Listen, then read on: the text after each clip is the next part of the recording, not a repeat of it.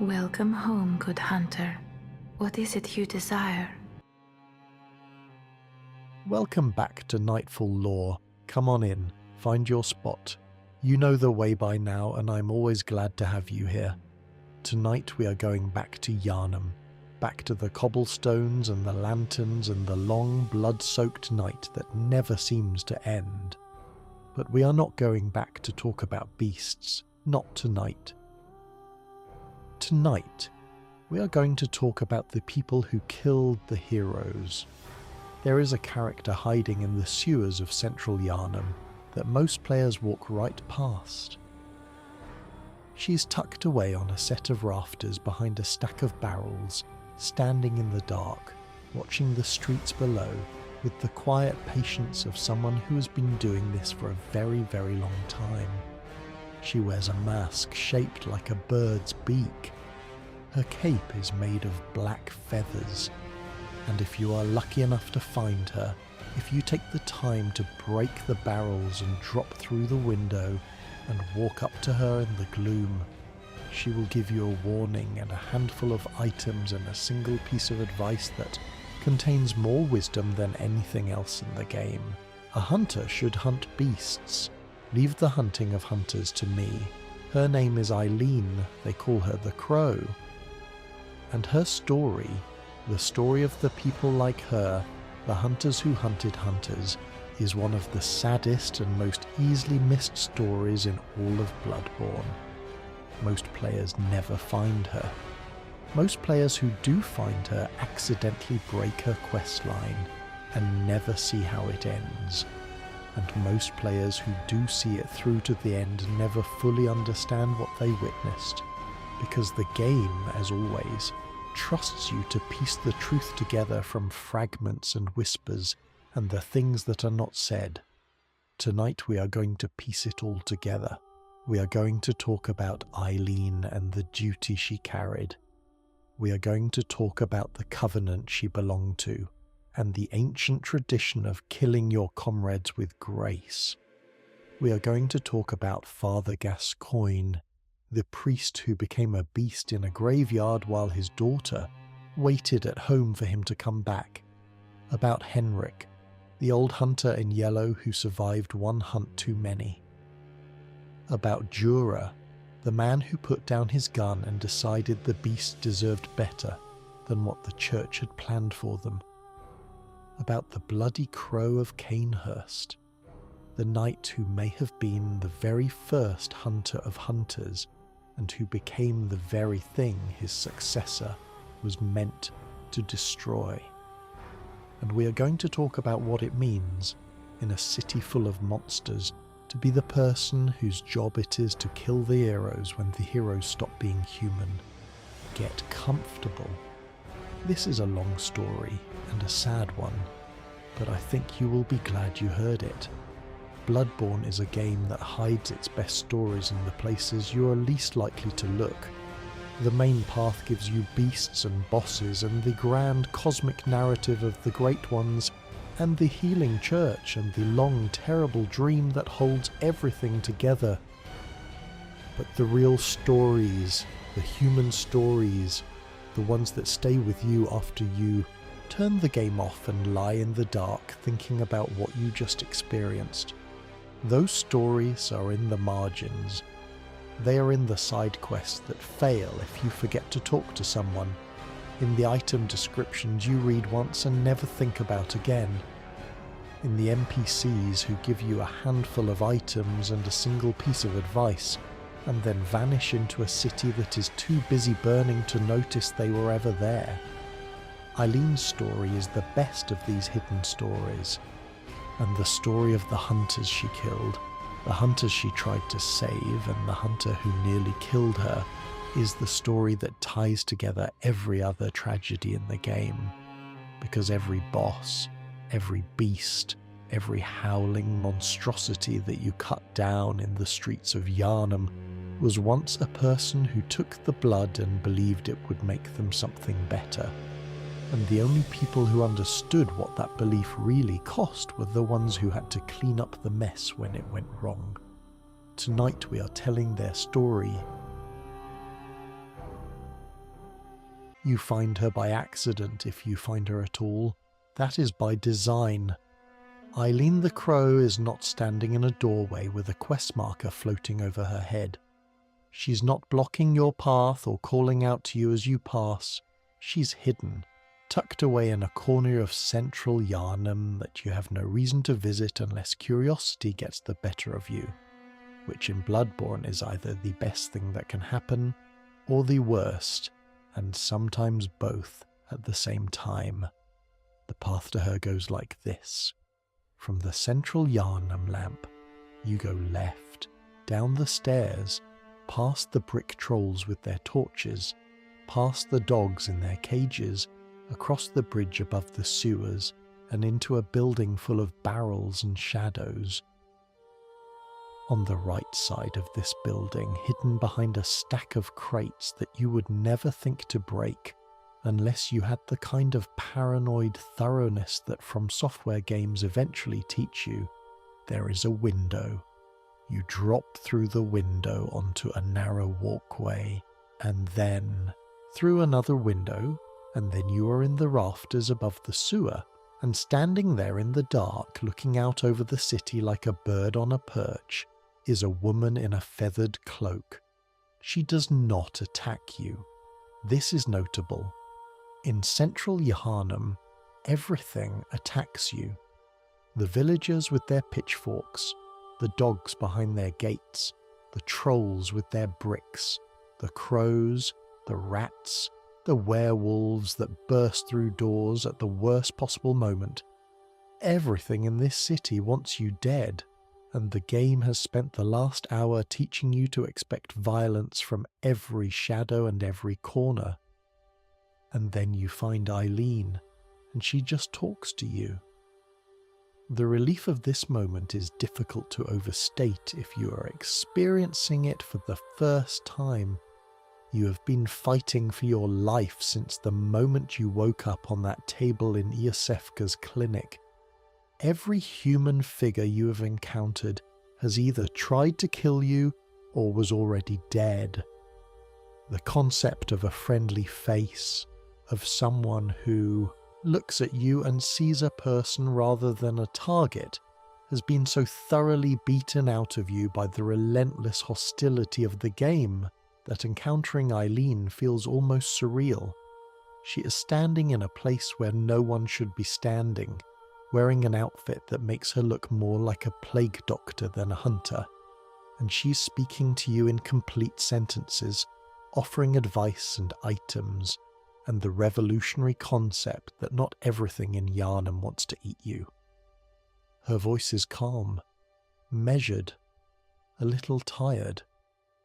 She speaks with the weary authority of someone who has been doing a difficult job for longer than she would like, and has learned to conserve her energy for the things that matter. She tells you that she is a hunter, not of beasts, of hunters. She tells you that there are hunters in this city who have lost themselves, who have been consumed by the blood and the violence and the endless cycle of killing, and that it is her job to find them and put them down before they hurt someone who does not deserve it. She tells you to stay out of her way. She tells you to stick to the beasts and leave the hunters to her, and she gives you 4 bold hunter's marks and a gesture called Shake Off Cape, which is the Bloodborne equivalent of a crow ruffling its feathers. That is it. That is the entire first encounter. A brief conversation in the dark, a handful of items, and a warning. If you were not paying attention, if you were rushing through Central Yharnam trying to reach the next boss, you would forget about her in 5 minutes. The game does nothing to remind you she exists. There is no follow-up prompt, no notification, no arrow pointing you toward her next location. Eileen is a story that Bloodborne offers to you quietly, like a hand extended in the dark, and if you do not reach back, the hand withdraws and the story goes on without you. This is important. It matters that Eileen is hidden. It matters that finding her requires effort and curiosity and the willingness to break barrels in a building that has no obvious reason to contain anything worth finding.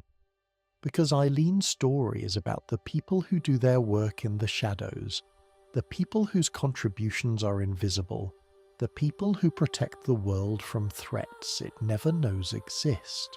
She is hidden because her kind has always been hidden.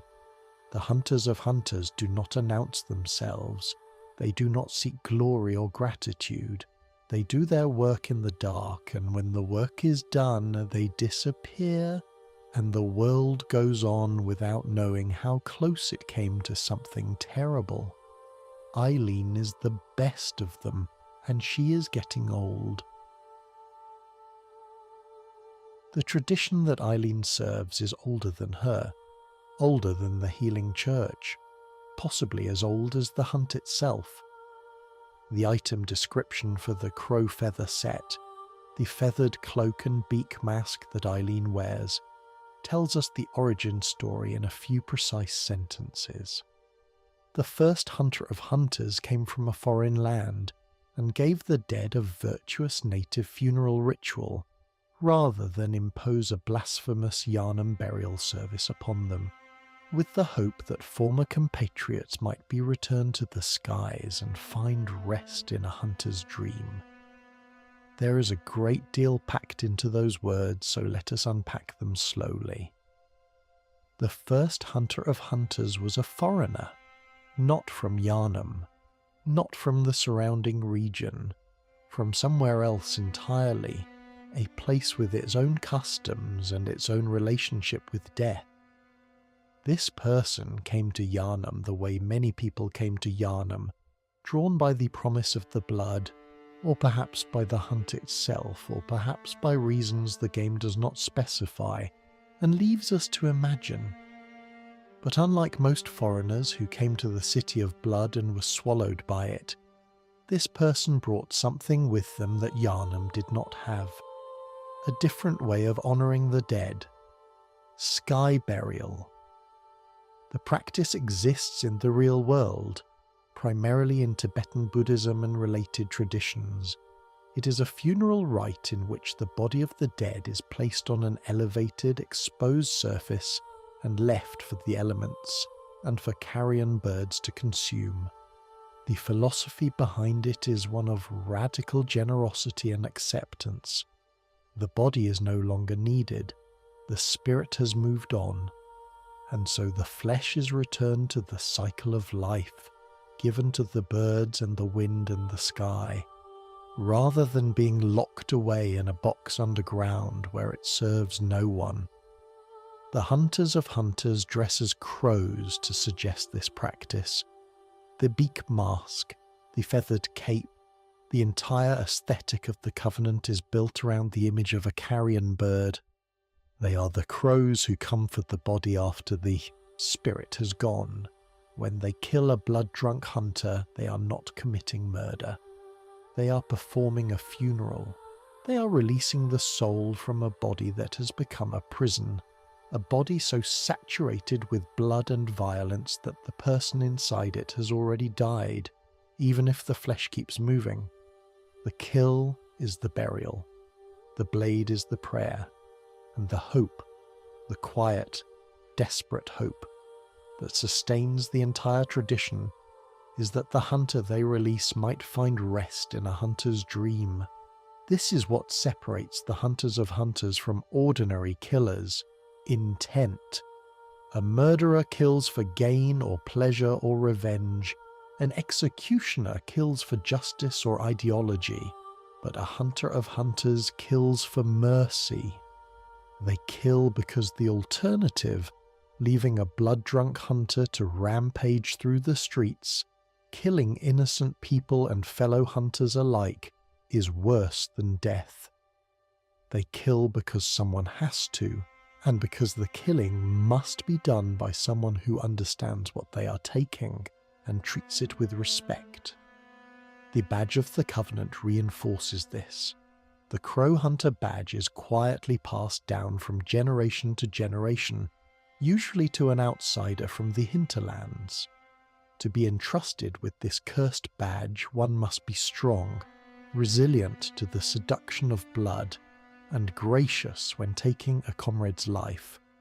Every word in that description matters, quietly, because the duty is secret, passed down, because it is a lineage, a chain of succession that stretches back to the very first crow. Outsider, because the person who performs this role must be someone who stands apart from the community they protect, someone who has not been fully absorbed into the culture of blood that defines Yharnam, resilient to the seduction of blood, because the greatest danger facing a hunter of hunters is becoming the thing they hunt, and gracious because the people they kill were once heroes, and heroes deserve better than a butcher's end. The weapon that accompanies the badge is the Blade of Mercy. It is one of the oldest weapons in the workshop, a trick weapon that splits into two short swords when activated, and its blades are forged from siderite, a rare mineral said to have fallen from the heavens. This is the same material used to forge Gehrman's burial blade. The two weapons are siblings. They were made in the same place from the same otherworldly metal, during the same foundational period of the hunt. One is called Mercy, the other is called Burial. Together they tell you everything about the philosophy that created them. The hunt ends in one of two ways, mercy or burial, a kind death or a cold one, and the people who wield these blades are the ones who decide which it will be. The Blade of Mercy is a remarkable weapon in its own right. In its combined form, it is a short sword, quick and direct, suitable for the kind of close-quarters combat that a hunter of hunters would specialize in. But when activated, when the trick mechanism is engaged and the blade splits into two, it becomes something else entirely, a pair of daggers, fast, fluid, designed for relentless aggression at intimate range. The fighting style it demands is not the measured, calculating approach of a knight or a samurai. It is the style of an assassin. Close the distance. Get inside the target's guard. Strike before they can react and keep striking until the work is done. The weapon does not allow for hesitation. Once you commit to the attack, you're committed. There is no backing out, no retreating to a safe distance to reassess. You are either killing or you are dying, and the Blade of Mercy does not particularly care which one it is as long as it is fast. This is the weapon Eileen has used for her entire career. Think about what that says about her. She has spent years, possibly decades, fighting hunters at arm's length with a pair of daggers forged from starful metal. She has gotten close enough to smell the blood on their breath. She has looked into their eyes, the eyes of people who were once comrades, who once fought beside her in the streets of Yharnam, and she has watched the light leave those eyes as her blades did their work. The Blade of Mercy does not allow for distance. It demands intimacy, and intimacy with death, night after night, year after year, is a weight that no human being should have to carry. But Eileen carried it. She carried it until she could not carry it anymore, and then she sat down on the steps and handed it to someone else. Before there were hunters of hunters, there was Gehrman, the first hunter. The man who built the workshop, designed the trick weapons, trained the first generation of warriors who would face the beasts of Yharnam, and then, when his students began to fall to the very blood that made them strong, found himself performing a duty that no one had asked him to take on. He became the first person to kill a hunter. The game does not state this explicitly, because Bloodborne does not state anything explicitly if it can possibly avoid it. But the evidence is woven through the item descriptions and the environmental details and the quiet, devastating sadness of the old man in the wheelchair who sits in the hunter's dream and waits for you to finish your work. Gehrman's burial blade is described as a masterpiece that defined the entire array of weapons crafted at the workshop. Its blade is forged with siderite, said to have fallen from the heavens. Gehrman surely saw the hunt as a dirge of farewell, wishing only that his prey might rest in peace, never again to awaken to another harrowing nightmare. Read that description again. Gehrman saw the hunt as a dirge, a funeral song. He did not see himself as a warrior or a hero or a champion of the people. He saw himself as a mourner. Every beast he killed, every monster he cut down in the streets of Yharnam was a person who had once been human, and Gehrman never forgot that. His blade was not named for victory or glory. It was named for burial. The act of laying the dead to rest. When his students began to turn, when the first generation of hunters started showing the signs of blood-drunkenness, Gehrman was the one who had to deal with it. He had trained them. He had given them their weapons.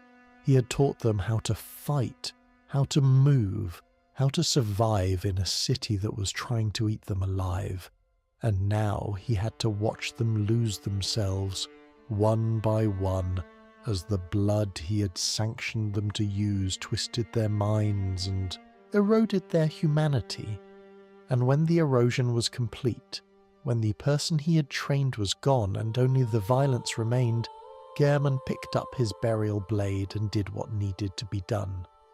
This is why the Blade of Mercy and the burial blade are made from the same metal. They are not just similar weapons, they are the same idea expressed in two forms. Gehrman's blade buries the dead. Eileen's blade grants them mercy. The first hunter and the first hunter of hunters are performing the same sacred function. The release of a soul from a body that has become a cage. The only difference is that Gehrman did it as part of his larger role as the leader of the workshop, while the Hunter of Hunters Covenant formalized the practice into a dedicated calling, a lineage of specialists whose sole purpose was to do the one thing that Gehrman found hardest. The doll in the hunter's dream mentions the gravestones that dot the dreamscape. Each one represents a hunter who once lived in the dream, and who was released from it either by choice or by Gehrman's blade. The dream is a prison, a beautiful, gentle, flower-filled prison, and Gehrman is both its warden and its executioner. He keeps the hunters trapped, and when the time comes, he sets them free. This duality, this impossible contradiction between captor and liberator, is the same contradiction that defines every hunter of hunters who came after him. They protect you and they kill you, and they do both because they care. Gehrman is sitting in his wheelchair in the garden when you find him, mumbling in his sleep about the old days, about Lawrence and the workshop, and a woman named Maria who he loved and lost and could not let go of. He is the loneliest character in Bloodborne, which is saying something in a game where loneliness is the default state of existence. He has been sitting in that chair for longer than anyone can measure, waiting for the night to end, performing his duty in a dream that was never really his, and the only comfort he has is a doll made in the image of a woman who is dead. There is a connection between Gehrman and Eileen that the game buries deep in the subtext, but that becomes impossible to ignore once you see it. They are performing the same function at different scales. Gehrman liberates hunters from the dream, a metaphysical prison that holds them in an endless cycle of death and resurrection. Eileen liberates hunters from blood-drunkenness, a psychological prison that holds them in an endless cycle of violence and escalation. Both of them use siderite blades. Both of them frame the killing as a kindness. Both of them are tired. Both of them are old. Both of them have been doing this for so long that the duty has consumed everything else they were. The difference is that Gehrman is trapped. He cannot leave the dream. He cannot put down the burial blade and walk away. He is bound to his chair and his garden and his duty by forces that are larger and more alien than anything Eileen has ever faced. Eileen, at least, can choose. She can choose to continue or to stop. She can choose to pass the badge or to hold it. She can choose, in the end, to sit down on the steps and say that she has done enough. Gehrman never gets that choice. He sits in his garden and he waits and he mumbles and he dreams of Maria, and the night never ends and the hunters keep coming and the burial blade never goes back in its sheath. He is what Eileen would have become if she had not had the wisdom to stop. He is the cautionary tale that the game places right at the centre of the dream, visible from the first moment you arrive, and most players walk past him without understanding what they are looking at. A man who took on the loneliest duty in the world and was never allowed to put it down. This is what the duty costs. This is what it takes from you. Whether you are Gehrman or Eileen, or anyone else who picks up a siderite blade and agrees to be the one who kills the heroes, the price is the same. You end up alone, you end up tired, and you end up wondering whether the mercy you offer to others will ever be offered to you. To understand why the Hunters of Hunters exist, you have to understand what they are hunting. And what they are hunting is not a disease or a transformation, or even a state of mind. It is a process, a slow, quiet, almost imperceptible erosion of everything that makes a person, until what remains is a body that moves and fights and kills with all the skill it ever had, but that has forgotten why it was fighting in the first place.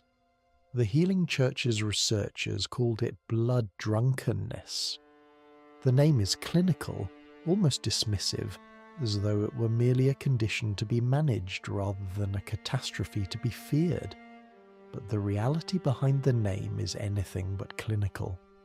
Blood-drunkenness is what happens when a hunter drinks too deeply from the well of the old blood, when the power that makes them faster and stronger and more resilient begins to repay its debts in a currency of madness. It does not happen all at once. That is the cruelest part. If blood-drunkenness struck like lightning, if it transformed a hunter overnight the way the beast scourge transforms ordinary citizens, it would be easier to identify and easier to accept. But it does not. It creeps. It inches forward so slowly that the hunter themselves does not notice the change, and the people around them dismiss the early signs as the natural hardening of a veteran warrior. The first thing to go is empathy. The hunter begins to feel a distance between themselves and ordinary people, a growing sense that the civilians they protect are somehow less real than the beasts they fight. This is understandable in a way. When you spend your nights wading through blood and bone, when every sunset brings a new round of howling and screaming, and the wet sound of things that used to be people trying to eat each other in the streets, the quiet world of the daytime starts to feel like an intermission. The real world, the world that matters, is the one that comes out after dark. The beasts are real. The hunt is real. Everything else is just waiting. The second thing to go is restraint. The hunter begins to enjoy the killing, not in the way that a soldier might find satisfaction in a mission completed or a threat neutralized. This is different. This is physical. The old blood sings in the hunter's veins when they fight, and the song gets louder with every death. And after enough deaths, the silence between fights becomes unbearable. The hunter starts to seek out combat not because the mission requires it, but because the absence of combat feels like withdrawal. They become restless, irritable, they pace, they sharpen their weapons obsessively, they pick fights over nothing. The violence has become their baseline, and everything below that baseline feels wrong. The third thing to go is identity. This is the stage where the person disappears and the weapon remains. The hunter can no longer remember why they started hunting. They cannot remember the faces of the people they were trying to protect. They cannot remember their own name, or if they can, the name no longer connects to anything meaningful. They are a collection of reflexes and instincts wrapped in a body that knows how to kill, and killing is the only thing they do, and they will keep doing it until someone stops them. It is worth pausing here to understand how blood-drunkenness differs from the Abyss Scourge, because the distinction matters enormously, and the game treats them as separate phenomena even though they share a root cause. The Abyss Scourge is a physical transformation. The old blood warps the body, reshaping bone and muscle and skin into something that no longer resembles a human being. A person afflicted by the scourge grows claws and fangs. Their posture changes, their face elongates. They become, in a literal and visible sense, a beast. The transformation is obvious. You can see it happening. You can point to a beast in the street and say that was once a person, and everyone who looks at it will understand what you mean. Blood-drunkenness is invisible. That is what makes it so much more dangerous. A blood-drunk hunter looks human. They walk like a human. They talk like a human, at least for a while. They wield their weapons with the same skill they always had, and they move through the world with the same confidence. And from the outside, the only sign that something has gone wrong is a subtle shift in the eyes, a hardness that was not there before, a flatness that replaces the warmth. You cannot point to a blood-drunk hunter and say, that was once a person, because they still look like a person. They still sound like a person. They can still pass as a person, right up until the moment they put their saw cleaver through your chest, and you realize in the last second of your life that the person you were talking to left a long time ago, and what remained was just the shape they left behind. The Healing Church understood the difference, and the difference is what frightened them. Beasts could be quarantined. Beasts could be identified. Beasts could be pointed at and named and killed with the public's approval, because everyone could see what they were. But blood-drunk hunters could not be quarantined because they looked normal. They could not be identified because their symptoms were internal. And they could not be killed publicly because, as far as the citizens of Yharnam were concerned, they were still the heroes, the church's protectors, the men and women in leather coats who walked into the dark and came back with blood on their weapons and the assurance that the night was safe. The Hunters of Hunters were the church's answer to this invisible crisis, a secret order of assassins whose job was to identify and eliminate threats that the public could not see, that the public was not even allowed to know about. Every blood-drunk hunter that Eileen put down was a potential massacre that never happened, a hero's fall that was intercepted, before it reached the ground. And no one ever knew. No one was supposed to know.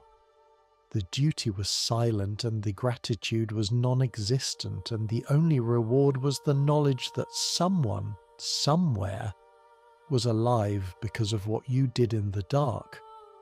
This is where the hunters of hunters come in. Because a blood-drunk hunter is not a beast. They do not lose their skill. They do not become slow or clumsy or predictable the way a transformed citizen does.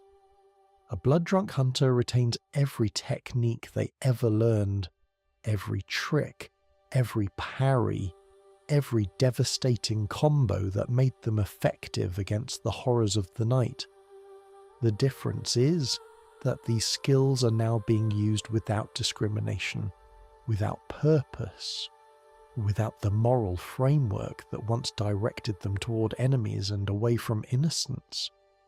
A blood-drunk hunter with a saw cleaver is more dangerous than any beast in the city, because they think like a hunter, they move like a hunter, and they kill like a hunter. They just no longer care what they are killing. The Hunter rune, the Carol rune associated with the Hunters of Hunter's Covenant, describes the duty with a precision that borders on poetry. These watchmen admonish those who have become addled with blood, be they men or beasts. Anyone who has threatened the pledges of the Hunter Oath has an issue with blood. The word admonish is doing a lot of work in that sentence. It is a gentle word for a violent act. To admonish is to counsel, to correct, to guide someone back to the right path. But the correction that the Hunters of Hunters deliver is a blade through the heart. There is no rehabilitation for blood-drunkenness.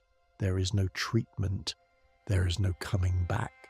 The only kindness available is a quick death and the hope that the sky will take what remains.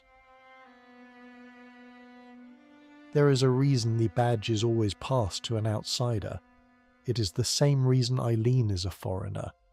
The same reason the player character, who can inherit the duty at the end of Eileen's questline, is also someone from outside Yharnam. The Hunter of Hunters must be someone who stands apart. This is not a matter of skill. There are plenty of skilled hunters in Yharnam, natives who grew up in the shadow of the healing church and dedicated their lives to the hunt. Some of them are stronger than Eileen, some of them are faster. Some of them have been fighting beasts since before Eileen arrived in the city. But strength and speed are not what the role requires. What the role requires is distance, emotional distance, cultural distance, the ability to look at a fellow hunter, a comrade, a person who has fought beside you and bled beside you and saved your life in the dark, and still be able to put a blade through their chest when the time comes. Natives cannot do this, not reliably.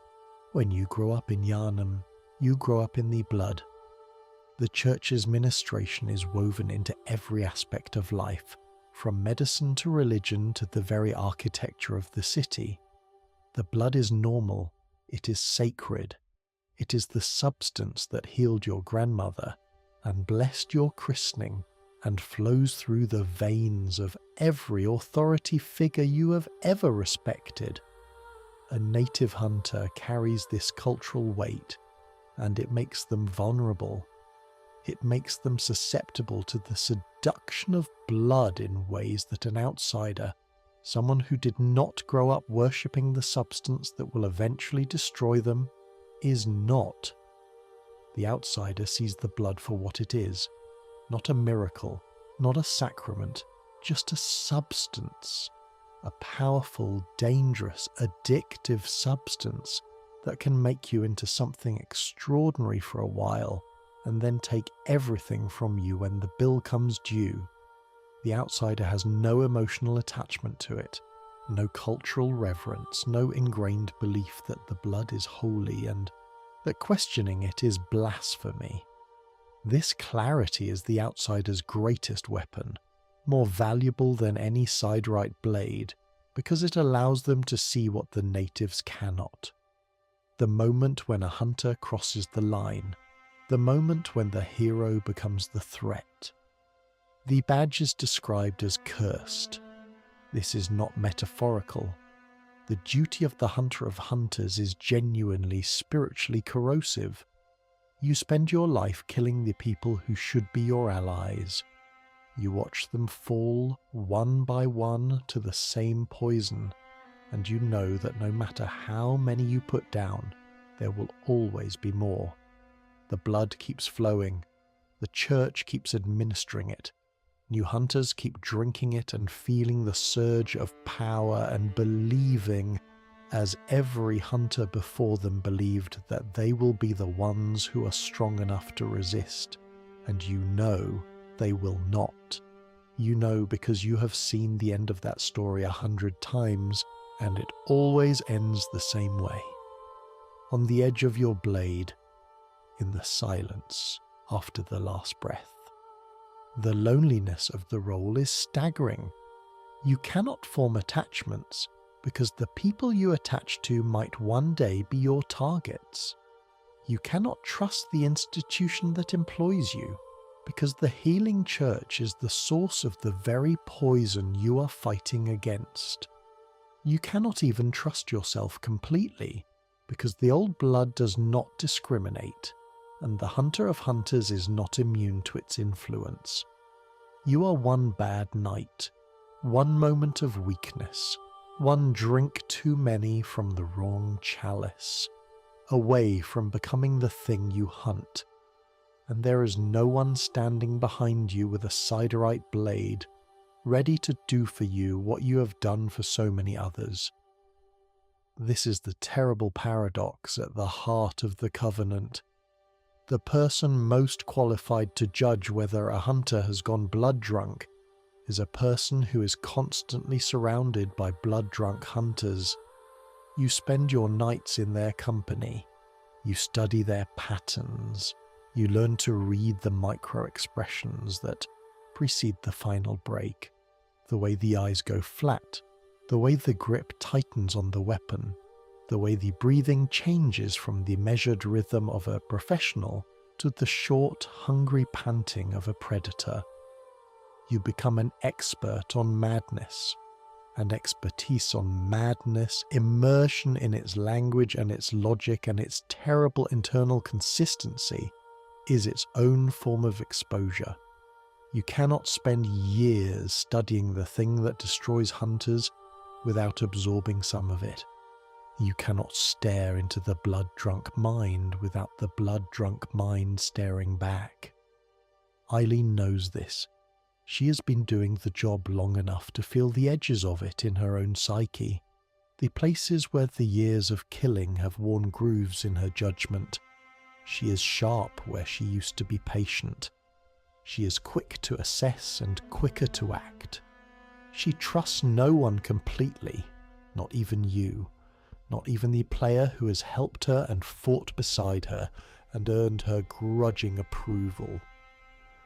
When she tells you to stick to hunting beasts and leave the hunting of hunters to her, she is not being dismissive. She is being protective. She knows what the duty does to a person, and she does not want it to do that to you. Of course, at the end of her quest line, she hands you the badge anyway, because the night is long, and she is old and there is no one else, except perhaps your successor, the next outsider, the next foreigner who stumbles into Yharnam and proves themselves strong enough, resistant enough, gracious enough to carry the badge. The chain continues, the duty passes on, and the new crow takes to the rooftops and watches the streets below, waiting for the next hero to fall. If you are enjoying this journey through the hidden corners of Bloodborne, take a moment to subscribe to Nightfall lore and leave a like on this video. It helps the channel more than you know, and it means stories like this one can keep being told. Now settle back in. We have more hunters to bury. The first blood-drunk hunter you meet in Bloodborne is not a stranger. He is a father. Father Gascoigne is waiting for you in the Tomb of Eden, a graveyard sunken into the lower reaches of Central Yharnam. When you arrive, he is standing among the headstones with his back to you, hunched over something on the ground, his saw cleaver already slick with blood. He is muttering. The words are broken, incomplete, the kind of disconnected speech that comes from a mind that is unravelling in real time. He is not speaking to you. He is not speaking to anyone. He is speaking to the thing inside him that has been growing louder all night, the thing that smells blood on the air and wants more of it, always more, and will not be satisfied until there is nothing left to cut. Before we talk about the fight, we need to talk about the man. Gascoigne was a priest. The title father is not decorative. He was a member of a foreign church, not the healing church, but something else, something from across the sea that the game never identifies by name. He came to Yharnam the way many outsiders came, drawn by the blood or the hunt or the rumours of a city where the impossible was commonplace. And like many outsiders, he stayed. He married a woman named Viola. They had 2 daughters. He built a life. He became a hunter, not because he wanted glory or power, but because the city needed protection, and he was the kind of man who could not walk past a problem without trying to fix it. Gascoigne was good at the job. He was big, aggressive, relentless. He wielded the saw cleaver with a fury that made other hunters step back and let him work. His partner was an old hunter named Henryk, a veteran of more hunts than anyone could count, and together they formed one of the most effective teams in Yharnam. They cleared the streets, they protected the wards, they did the work that kept the city alive through one long night after another. But the work was eating him. This is what Eileen's story is really about.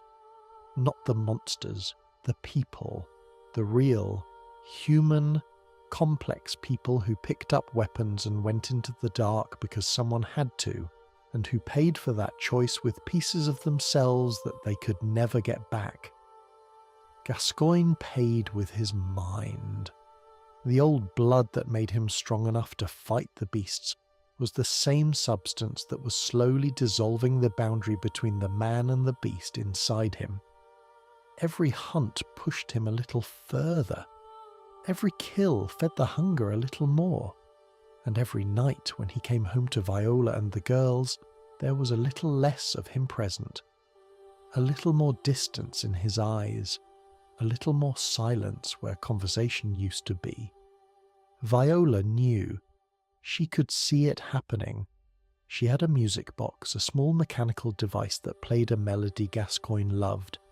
A tune from their courtship or their wedding, or some other moment of tenderness that the game does not specify but that clearly meant something to both of them. The music could reach him. When the blood sang too loudly in his ears and the man began to disappear behind the hunter, the tinkling melody of that little box could pull him back. It was a lifeline, a thread connecting him to the person he used to be.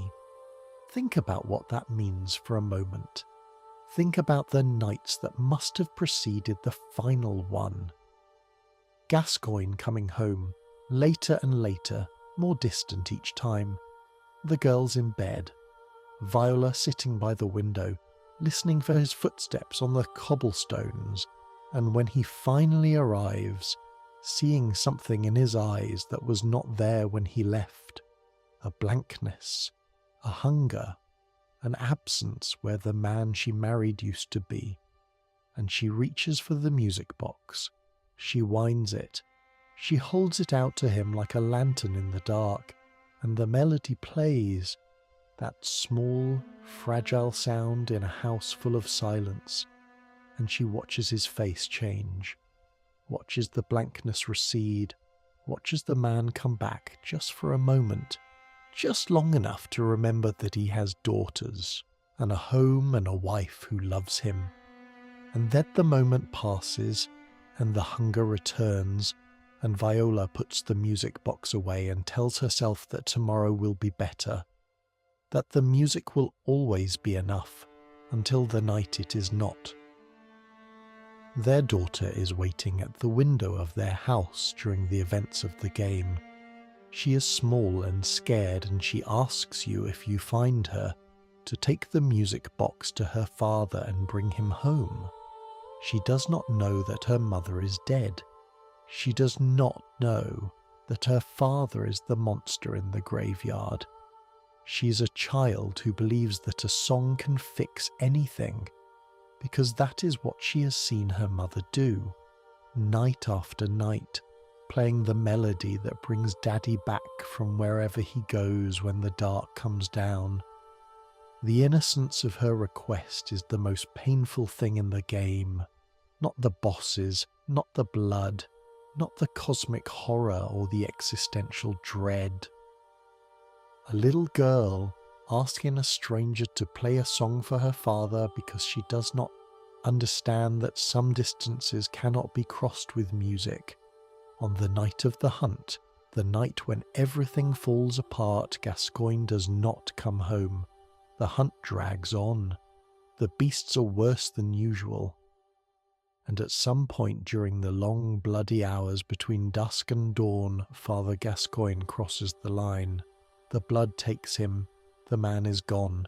The hunter remains, but the hunter no longer knows what it is hunting or why. Viola goes looking for him. She takes the music box.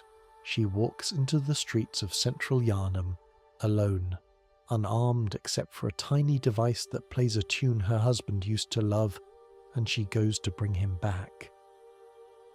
We do not see what happens. The game does not show us the moment. But we find the result. A body. A woman's body. Draped across one of the headstones in the Tomb of Eden. There is a red jewelled brooch on the body, an item that can be given to the daughter waiting at home. Viola went to save her husband. Her husband killed her, and he did not even know he was doing it. This is what you walk into when you enter the graveyard. Not a boss fight, an aftermath, a crime scene, the wreckage of a family that was destroyed by the same system that was supposed to protect it. Gascoigne attacks you on sight because there is nothing left inside him that can do anything else. He fights with his saw cleaver and his blunderbuss, and he is fast and aggressive and deeply, terrifyingly good at his job. If you play the music box during the fight, he stumbles, he clutches his head. For a brief, agonizing moment, the melody reaches whatever fragment of the man is still buried inside the monster, and you can see the pain of a person who is trapped inside his own body, watching himself do things he cannot stop. Then the beast takes over completely. In the final phase of the fight, Gascoigne transforms, not into a mindless beast, into something worse, a hybrid, a creature that moves like a hunter and thinks like a hunter but has the body and the hunger of a beast. He is what Blood-Drunkenness becomes when it reaches its final stage, the point where the line between hunter and beast is not just blurred, but erased. You kill him. You have to. There is nothing else to be done for Father Gascoigne. The music box did not save him. Viola's love did not save him. His daughter's need for a father did not save him. The old blood took everything and left a monster in a graveyard, and the only mercy available is the mercy of a quick death.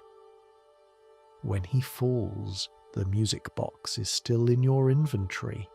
You can take it back to his daughter. You can tell her through the crude language of an item exchange what happened to her father. If you give her the red jeweled brooch from Viola's body, there is a long, terrible silence, and then the sound of a child crying. If you come back later, the window is empty. The girl is gone. Where she went, the game does not say. Some players have found a body in the sewers that might be hers, a small body at the bottom of a long ladder in the same dark tunnels where the pigs roam. The game never confirms whether this is Gascoigne's daughter. It does not need to. The implication is enough. This is the first blood-drunk hunter. This is the first lesson. And it is the lesson that Eileen has been learning every night for years. The blood does not care about your family. It does not care about your faith. It does not care that you were a good man who came to Yharnam to help people, and who married a woman you loved, and who built a home in a city that was never going to let him keep it. The blood takes what it wants and leaves the rest for the crows. This is the first lesson Bloodborne teaches you about blood-drunkenness. It does not discriminate. It does not care if you are a good person. It does not care if you have a family, if you are loved, if your reasons for fighting are pure and noble and driven by the genuine desire to protect. The blood does not care about any of that. The blood only cares about more. And somewhere in the city, Eileen the Crow takes note. Another hunter has fallen, another name to add to the list.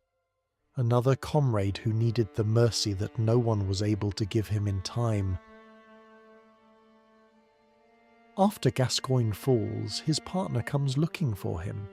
Henryk is an old hunter, very old. He wears a distinctive set of yellow garb that marks him as a veteran of hunts stretching back decades, and he fights with a style that is fast and unpredictable, and seasoned with the kind of instinct that only comes from killing things for longer than most people have been alive. He is dangerous in a way that has nothing to do with raw power, and everything to do with experience. He has seen every trick. He has survived every trap. He has been doing this since before the Blood Moon and the Beast Plague and the burning of Old Yharnam, and he is still standing, which tells you that he is either very good or very lucky or both. But survival has a cost. Henryk has been drinking the old blood for a very long time. He has been fighting, night after night, kill after kill, for more years than any human body was designed to endure, and the blood-drunkenness that destroyed Gascoigne has been working on. Henryk too, more slowly perhaps, the way erosion works on a mountain, but just as inevitably. The man is crumbling from the inside, and the discovery of his partner's death is the tremor that brings the whole structure down. You find Henryk in the Tomb of Eden, the same graveyard where you killed Gascoigne. He's there because Gascoigne was his partner, and he came to find out what happened, and what he found was blood on the stones and the smell of death, and the absence of the man who had been fighting by his side for longer than either of them could remember. Whatever was left of Henryk's sanity does not survive this discovery. He attacks. This is where Eileen reappears. If you have been following her questline, if you spoke to her in Central Yharnam and then found her again outside the Eden Chapel in the Cathedral Ward, she will be here. She drops into the Tomb of Eden shortly after the fight begins, landing beside you with her blade of mercy drawn, and together you face the old hunter who has finally lost his way. The fight with Henryk is chaotic in a way that most Bloodborne encounters are not. There are 3 combatants in the arena, and the targeting system does not distinguish between allies and enemies with any great precision. Eileen can be hit by your attacks, she can be staggered, she can be killed. If your weapon has a wide swing or you're not careful about your positioning, you can accidentally turn Eileen hostile, which will end her questline on the spot and deprive you of everything that follows. The game is testing you, not just your combat skill, but your awareness, your restraint, your ability to fight alongside someone without cutting them down in the confusion. Henryk fights like a cornered animal with the skills of a master. He is fast. He dodges constantly. He parries with a timing that suggests he has been reading hunter movements for decades and can predict what you're going to do before you do it. His weapon is a saw cleaver, the same weapon Gascoigne used, and there is something deeply sad about that symmetry. Two partners, same weapon, same disease, same ending. The only difference is that Gascoigne fell alone as so dark, and Henryk falls with witnesses. When Henryk dies, Eileen speaks. She's breathing hard. The fight was not easy for her. She is old, and old bones do not forgive the kind of punishment that a hunt demands. She acknowledges what happened with a few clipped sentences, neither celebratory nor mournful, just the pragmatic assessment of a professional who has completed one job and knows there will be another. She recognizes that you must have been the one who killed Gascoigne earlier, and she gives you a gesture called approval, which is as close to a compliment as Eileen ever gets. There is a weight to this moment that is easy to miss if you are focused on the mechanics. Eileen has just killed an old hunter, not a beast, not a monster, a man. A man named Henryk who had a partner he loved and a life. He built and years of service to a cause that eventually consumed him, and Eileen knows this. She knows because she has done this before, many times, and the knowledge of what she is taking never gets lighter. It just gets quieter. The grief does not disappear. It just learns to fold itself small enough to fit in the space between one hunt and the next. Henryk dropped an item when he died. The Air Rune, a carol rune that increases the blood echoes gained from visceral attacks. The name is significant. Air. Henryk was Gascoigne's partner. Gascoigne is dead. And now Henryk is dead too. And the only thing he leaves behind is a rune named for inheritance, for the things that are passed down from one generation to the next. The hunt inherits the hunters, the blood inherits the blood, and the violence inherits itself, flowing from one body to the next like a river that has been running since before anyone thought to ask where it was going. And then she warns you again. Stick to hunting. Beasts. Leave the hunting of hunters to her. This is not your work. Go back to the night and the monsters and the things you understand. Let her handle the things that require a different kind of blade. You can listen to her, or you can ignore her. The game leaves the choice to you. But what happens next depends entirely on whether you are paying attention. If Eileen dies during the fight with Henryk, her questline ends here. You can loot the Crow Hunter badge from her body, but the story is over. No more encounters, no more conversations, no more Eileen. She came to do her duty, and the duty killed her, and the game continues without her, and most players never noticed the absence because they never knew she was there in the first place. If you were not present for the fight at all, if you ignored the Tomb of Eden and pushed forward into the Forbidden Woods without helping her, Eileen survives the encounter with Henryk on her own. But something changes. She does not forgive you for abandoning her. She does not trust you. And later, when the blood moon rises and the real nightmare begins, She will be waiting for you in the Grand Cathedral with her blade drawn, and this time she will not be on your side. The game is teaching you something here that it will teach you again and again throughout Eileen's story. In Bloodborne, kindness is not optional. It is not a bonus objective or a side quest or a nice thing you do if you happen to have the time. Kindness is a test. The game watches what you do when no one is forcing you to do anything, and it remembers, and it adjusts the world accordingly. Help Eileen, and the world gets a little less cruel. Ignore her, and the cruelty finds you. Before we return to Eileen's story, we need to take a detour to the rooftops of Old Yharnam, because there is another hunter who broke from the pack, another veteran who looked at the job he was doing and decided it was wrong, and his story casts a long shadow over everything the Hunters of Hunters represent. His name is Djura. He stands on top of a tower in the charred ruins of Old Yharnam with a Gatling gun and a willingness to use it on anyone who enters his territory.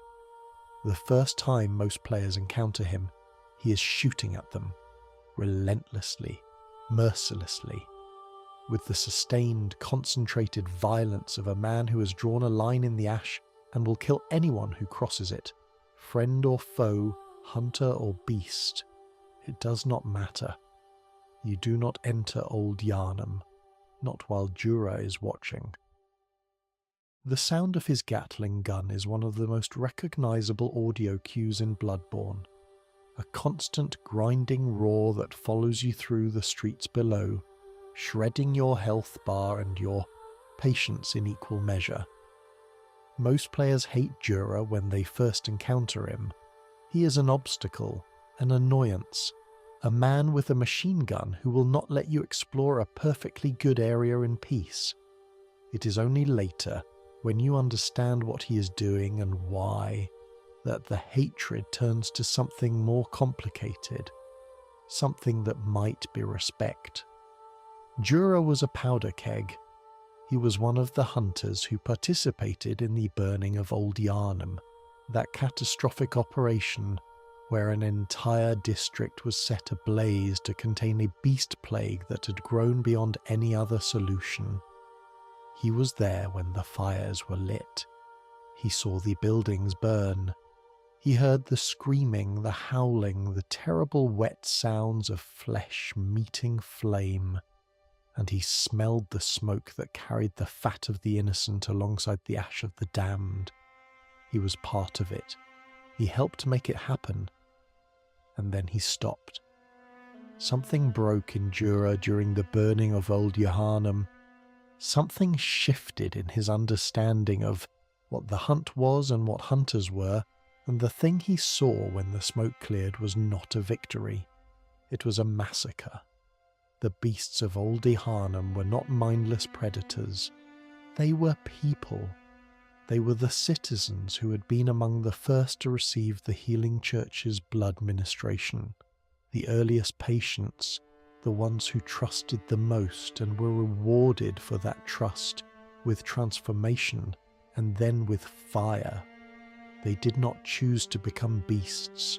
They were made into beasts by the same institution that promised to save them, and then they were burned alive by the same institution that made them. Djura could not reconcile this. He could not continue to hunt the beasts of Old Yharnam knowing what he knew, and so he made a choice that put him at odds with every other hunter in the city. He became their protector. He stationed himself on the tallest tower in the district, and he pointed his Gatling gun at the entrance, and he declared, through this simple, unambiguous language of sustained automatic fire, that the beasts of Old Yharnam were under his protection, and that anyone who came to harm them would be killed. This is the philosophical opposite of what Eileen does. Eileen kills hunters who have become beasts. Djura protects beasts who were once human. Both of them have arrived at a truth that the Healing Church desperately wants to suppress, that the line between hunter and beast is imaginary, that the distinction the Church draws between the righteous and the damned is a convenient fiction designed to justify atrocities. But they have responded to this truth in opposite ways. Eileen accepts the necessity of killing. She does it with mercy and with grace, and with the profound sadness of someone who understands exactly what she is taking. Djura rejects the killing entirely. He has decided that if the system produces monsters, the correct response is to condemn the system, not the monsters. Neither of them is wrong. That is the tragedy. Both positions are morally defensible. Both positions are ultimately futile. Eileen cannot kill fast enough to outpace the blood's corruption. Djura cannot protect enough beasts to undo what the Church has done.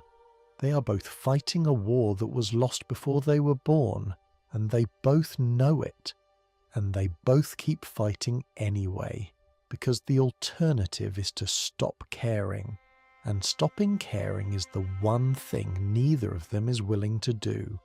If you approach Djura peacefully, if you navigate the impossible sequence of events required to make him not shoot you, he will talk to you.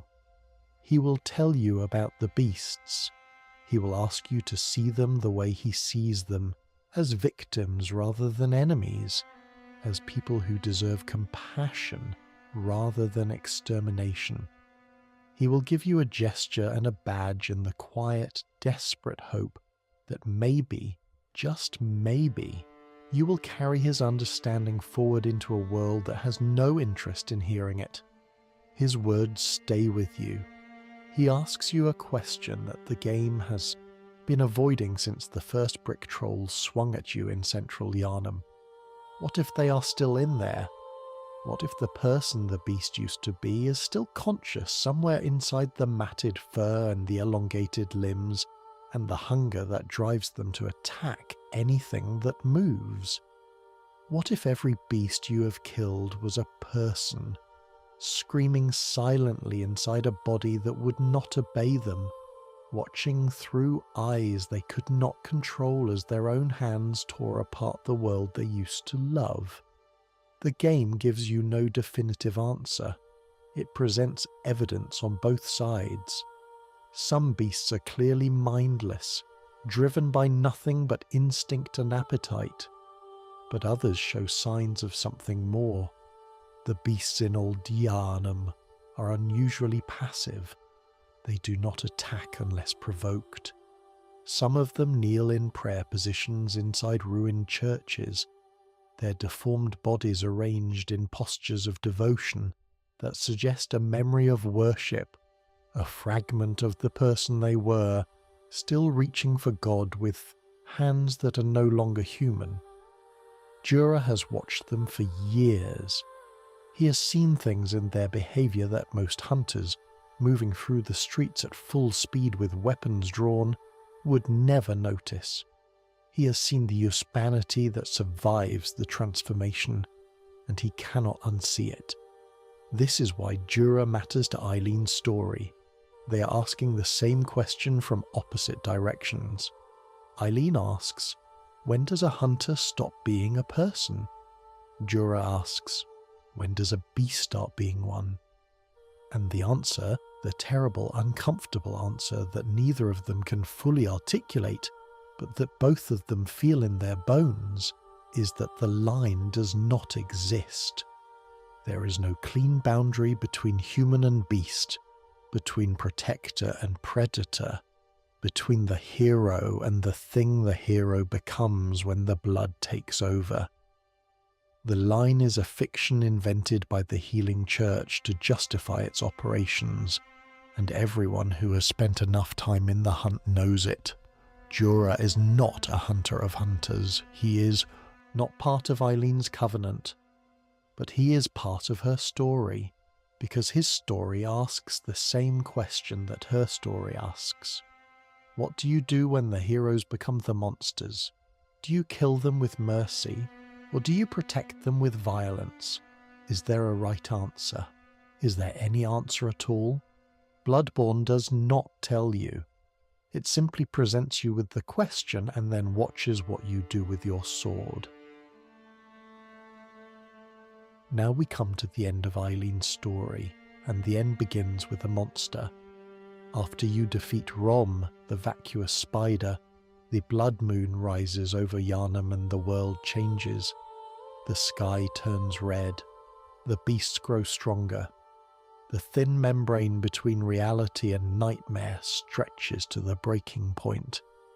And at the top of the stairs leading to the Grand Cathedral, slumped against the railing in a pool of her own blood, Eileen is waiting for you. She is hurt. Badly. The wounds on her body are not sword cuts. They are claw marks. 3 long gashes torn through her armor with a force that no ordinary weapon could produce. She's breathing in short, ragged gasps. Her voice, that calm and measured voice that has guided you through the margins of the hunt, is thin and strained.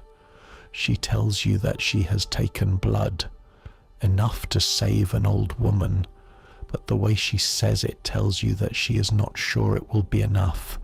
She tells you that the hunt has gotten too much for her. She tells you to be careful. Inside the Grand Cathedral, the hunter who put her in this state is waiting. The Bloody Crow of Cainhurst is one of the most terrifying encounters in all of Bloodborne. He is not a boss.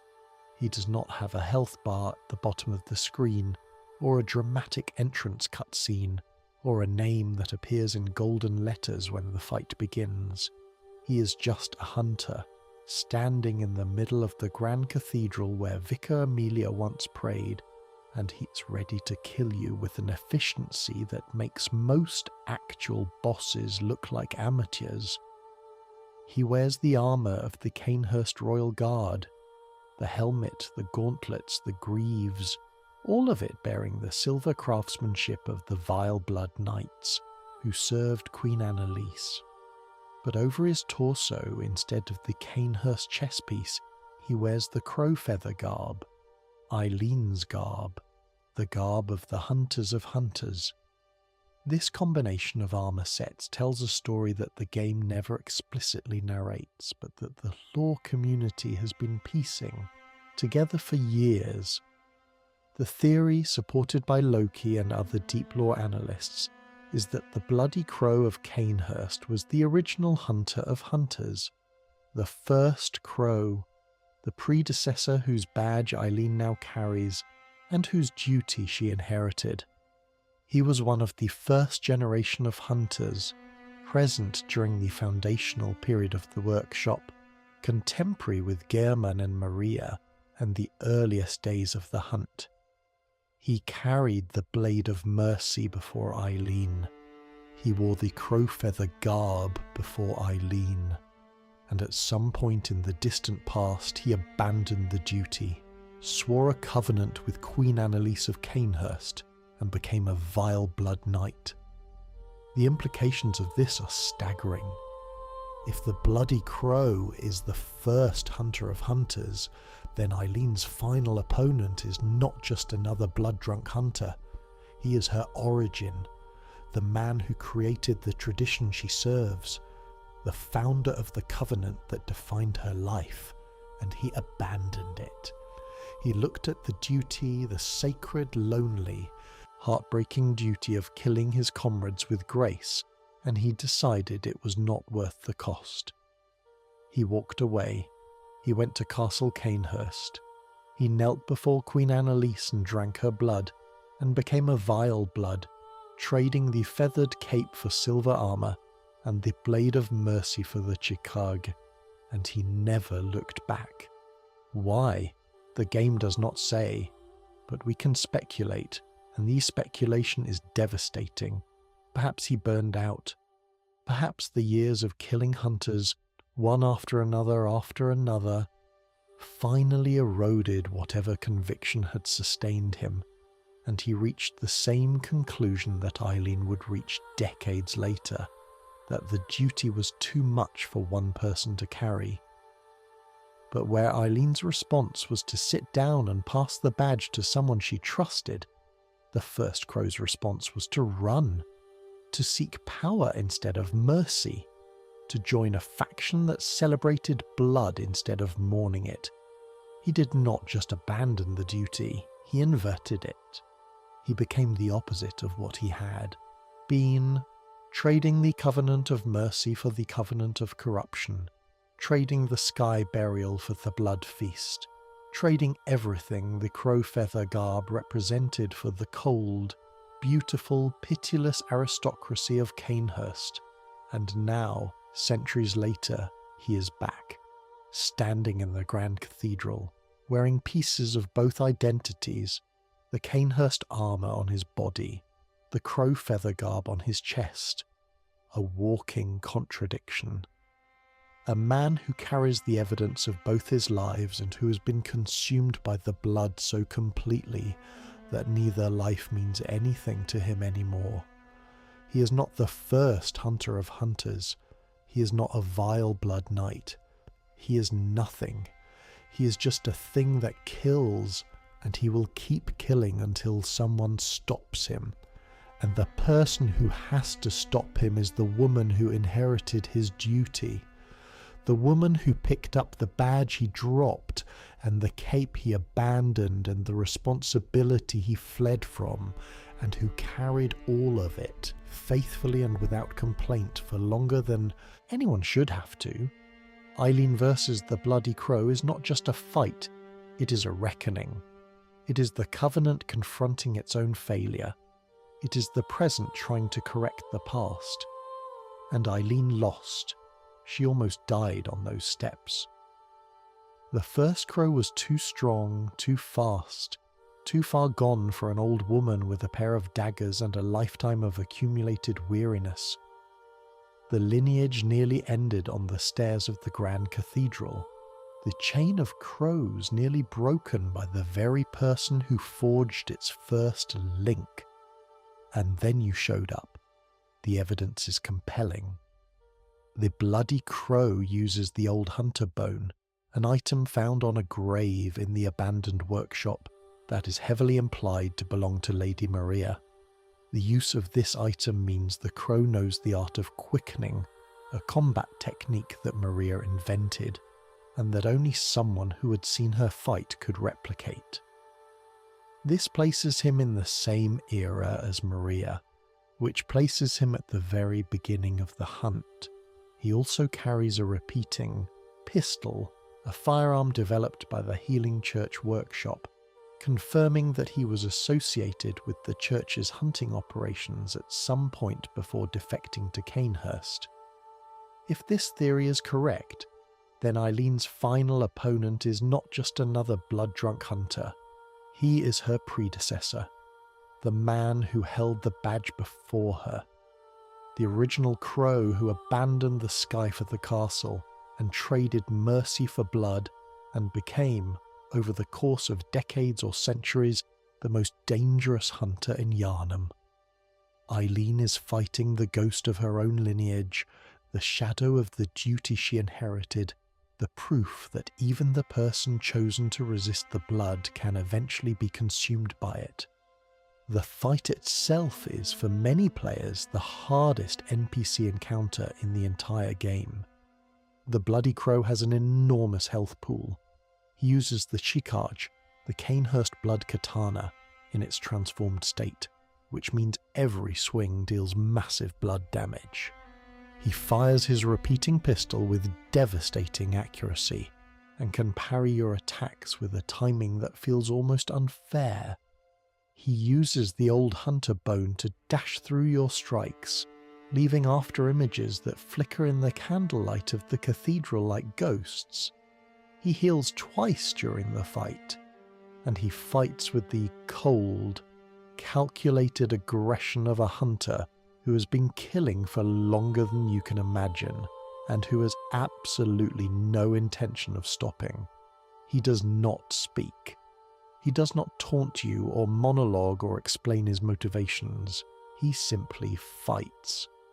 And this silence is the most terrifying thing about him.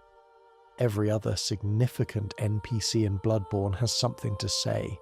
Gascoigne mutters in his madness. Eileen warns and advises. Alfred preaches. Djura pleads. But the Bloody Crow says nothing, because there is nothing left inside him to say. The man who was once the first hunter of hunters, the guardian of the covenant, the bearer of the blade of mercy, has been emptied out so completely by blood and time and the corrosive influence of the vile blood oath that speech itself has become unnecessary. He communicates only through violence, and his violence is articulate enough. The fight takes place in the Grand Cathedral, the same space where you fought Vicar Amelia, the same sacred ground where the healing church performed its highest rituals. There is something obscene about a blood-drunk Cainhurst knight desecrating this space with his presence, and there is something even more obscene about the fact that the cathedral, for all its sanctity, cannot protect anyone from what is happening inside it. The stained glass windows, the rows of pews, the altar where Amelia prayed for salvation and received only fur and fangs. None of it matters. The Bloody Crow does not care about the architecture of faith. He cares only about the blood, and the blood is everywhere. If you are lucky, you learn to read his patterns. The Chikagi's transformed state drains his health over time, which means that patience can be a weapon. The repeating pistol has a limited range that you can exploit. The old hunter bone's dashes leave him vulnerable for a split second after each movement. These are the margins you work with.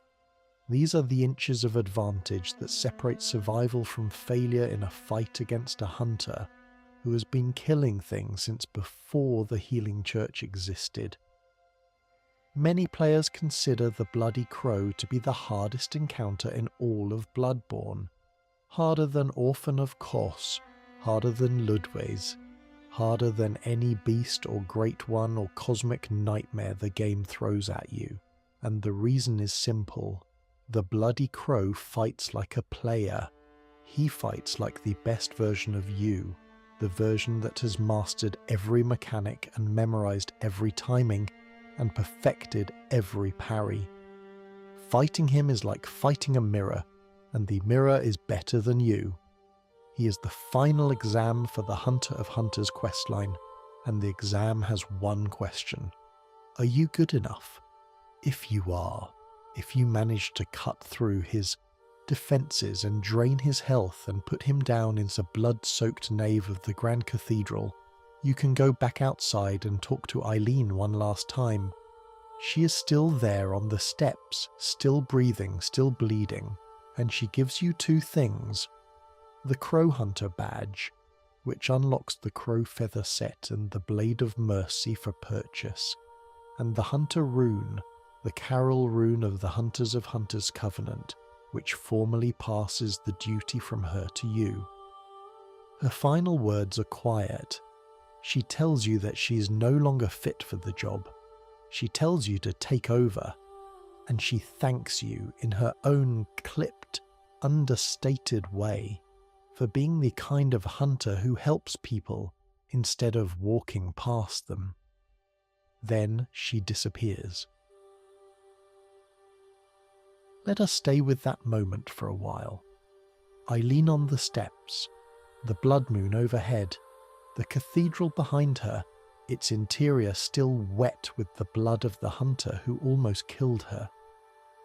Let us sit with this and think about what it means. Eileen's wounds are not sword wounds. The game's artists were deliberate about this. The gashes on her body are claw marks, 3 parallel tears in her armour that look like they were made by an animal rather than a weapon. But the Bloody Crow of Cainhurst uses a katana and a pistol. He does not have claws. He does not transform during the fight. So where did the claw marks come from? There are two possibilities. The first is that the Bloody Crow partially transformed during his fight with Eileen, that the blood-drunkenness inside him manifested physically for a moment, and that he struck her with a hand that was no longer entirely human before regaining control of himself. This would be consistent with what we know about blood-drunkenness. The transformation is not always complete. Sometimes it surges forward and then retreats, leaving the hunter trapped between states, human one moment and beast the next, never fully one or the other. The second possibility is that the claw marks came from someone else entirely, that Eileen fought another blood-drunk hunter before reaching the cathedral, someone who had fully transformed, and that the Bloody Crow was simply the final opponent in a night that had already taken everything she had. This would explain why she's so exhausted, not because the Crow overwhelmed her with skill alone, but because he was the last fight in a long chain of fights, and she arrived at his door already broken. Either way, the result is the same. Eileen is done. The woman who has spent her life killing hunters who lost their way has finally met a hunt that she cannot finish, and instead of dying in the attempt, instead of throwing herself at the Crow one more time and letting the outcome decide her fate, she does something far more difficult. She sits down, she admits that she is not strong enough, and she asks for help. This is the bravest thing anyone does in all of Bloodborne.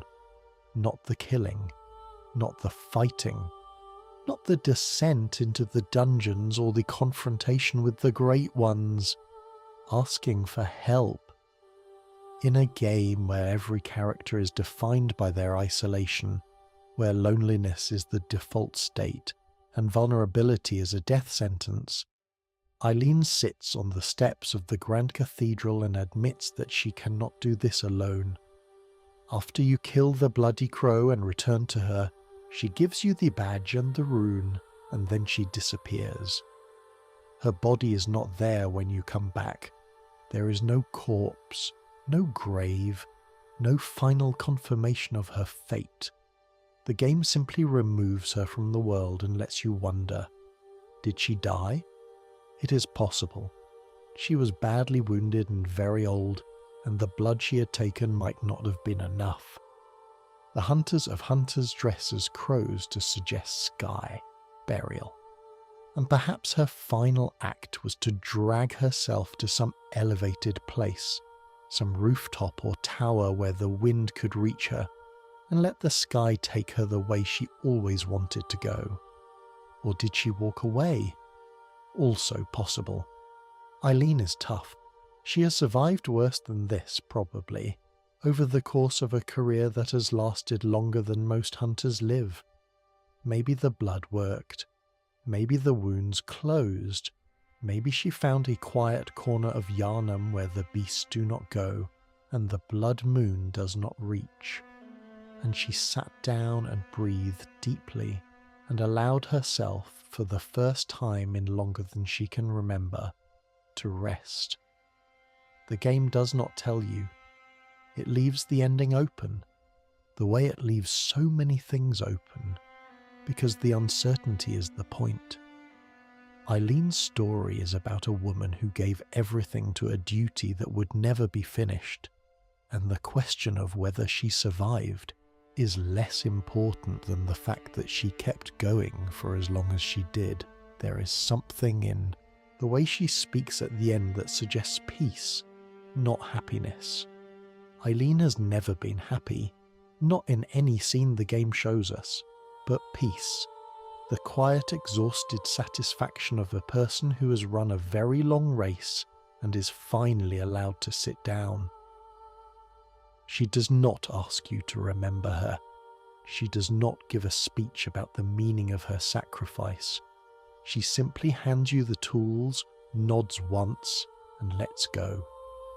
The weight passes from her shoulders to yours, and for the first time since you met her on those rafters in Central Yharnam, Eileen is free. Free of the duty, free of the badge, free of the endless grinding cycle of finding hunters and killing them, and finding more and killing those too. Whether she lives or dies after that moment is almost beside the point. She has already accomplished the thing that matters most. She has found someone to carry the blade. The chain is unbroken. The tradition continues. And the next time a hunter loses themselves to the blood, the next time a hero becomes a monster, there will be someone in a feathered cloak with a pair of siderite daggers who knows what to do. She did not stop when the job got hard. She did not stop when the nights got longer, and the hunters got stronger, and the blood got thicker.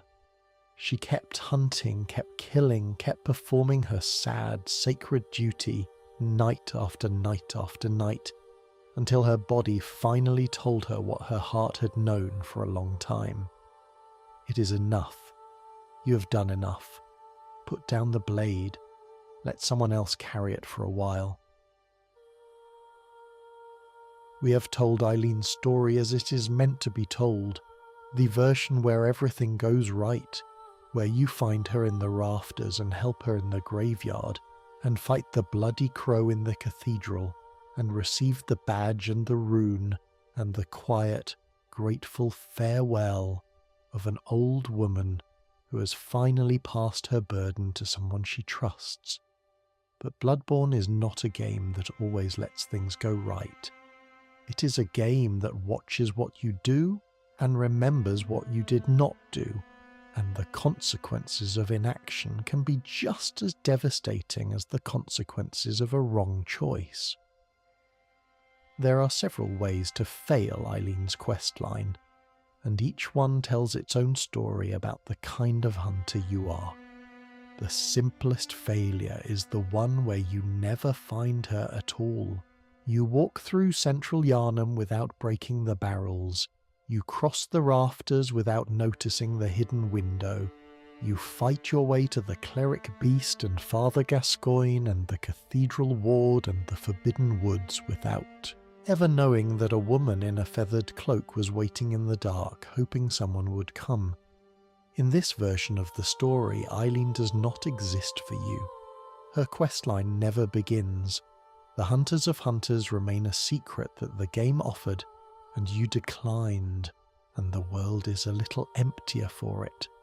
The Bloody Crow never appears in the Grand Cathedral.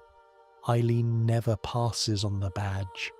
The duty goes unfulfilled, and the blood-drunk hunters who might have been given mercy are instead left to wander, killing until someone or something puts them down without grace or ritual or the hope of a sky burial. The second failure is worse. You find Eileen, you speak to her. She gives you her warnings and her bold hunter's marks and the shake-off cape gesture. But then you push forward into the game without helping her. You skip the Tomb of Eden. You do not come to the graveyard when Henryk attacks. You leave Eileen to fight the old hunter alone because you had other things to do, because the quest did not seem important, because in a game full of urgent threats and burning streets and bosses waiting behind fog gates, a side conversation with a woman on a rooftop did not feel like a priority. In this version, Eileen survives the fight with Henryk. She is strong enough for that, barely. But something changes in her. She noted your absence. She registered the fact that a hunter she had spoken to, a hunter she had warned and equipped and trusted enough to share information with, chose not to help her when the moment came, and this absence, this small act of negligence, reshapes her understanding of you. You are not an ally. You are not someone she can rely on. You are just another hunter, and in Eileen's experience, hunters eventually turn, all of them, given enough blood and enough time, every single one. When the blood moon rises and you make your way to the Grand Cathedral, Eileen is there, but she is not wounded on the steps. She is standing inside the cathedral, waiting for you, and she is hostile. The fight with a hostile Eileen is one of the most uncomfortable experiences in Bloodborne. Not because it is difficult, though. Eileen is a skilled combatant who fights with the blade of mercy and the same quick, darting aggression that makes her such an effective hunter of hunters. It is uncomfortable because of what it represents. You are fighting someone who should have been your friend. Someone who offered you kindness in a world that offers almost none. And you are fighting her because you failed a test that you did not even know you were taking. The test was simple. Someone needed help. Did you help them? You did not. And now the person who needed help has decided that you are part of the problem. Her dialogue when she turns hostile is heartbreaking. She has lost faith, not just in you, but in hunters as a whole. The long night has worn her down to the bone, and your absence in the graveyard was the final weight that broke whatever hope she had left. She has seen too many hunters fall. She has killed too many comrades. And now she's looking at you and seeing one more name on the list. One more hunter who was given the chance to be something better and chose not to take it. You kill her, or she kills you. Either way, the relationship is over, and the saddest part is her dialogue. When hostile Eileen fights you, she speaks between attacks. She calls you a beast. She says she knew it would come to this. She says that all hunters are the same in the end, that the blood takes everyone, that the only question is when. Her words are not the words of a villain. They are the words of a person who has been disappointed one final time by a world that has been disappointing her for as long as she can remember. She wanted to believe you were different. She wanted to believe that somewhere in the streets of Yharnam there was one hunter who would stand beside her without eventually becoming another name on the list. And you proved her wrong. Not by becoming blood drunk, not by transforming into a beast, but by the simplest, most human failure of all. You were not there when she needed you. The game is asking you a question here that has nothing to do with combat mechanics or questline triggers.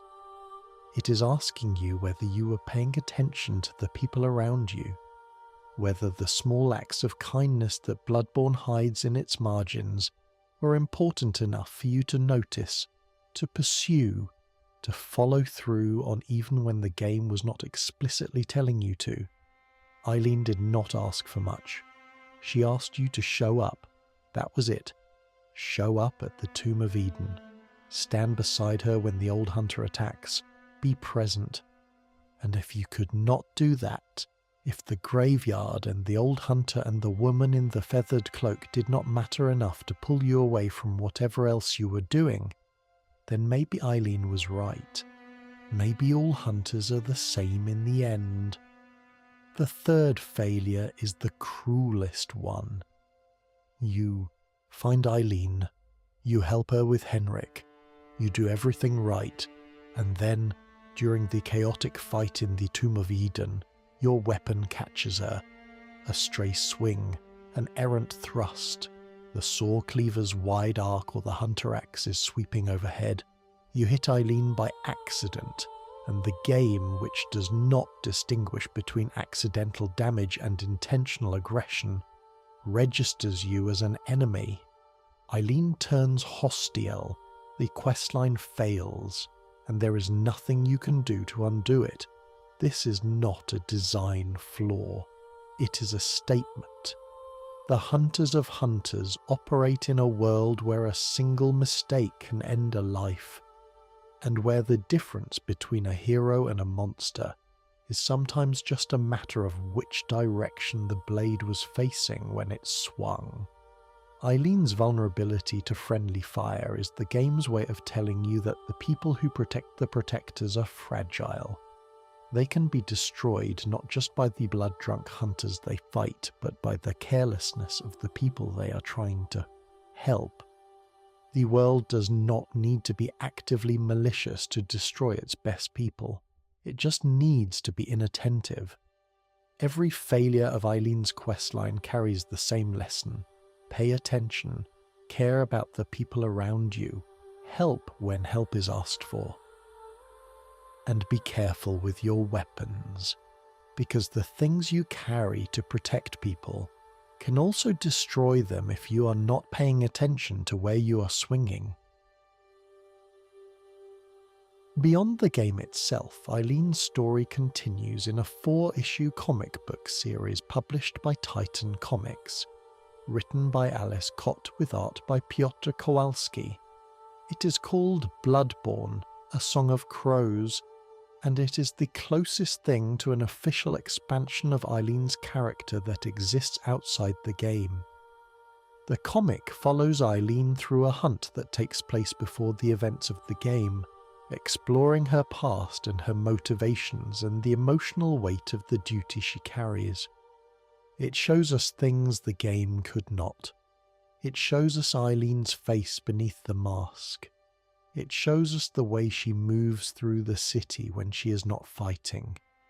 The quiet moments between the kills where she is just a tired old woman in a world that has asked too much of her for too long.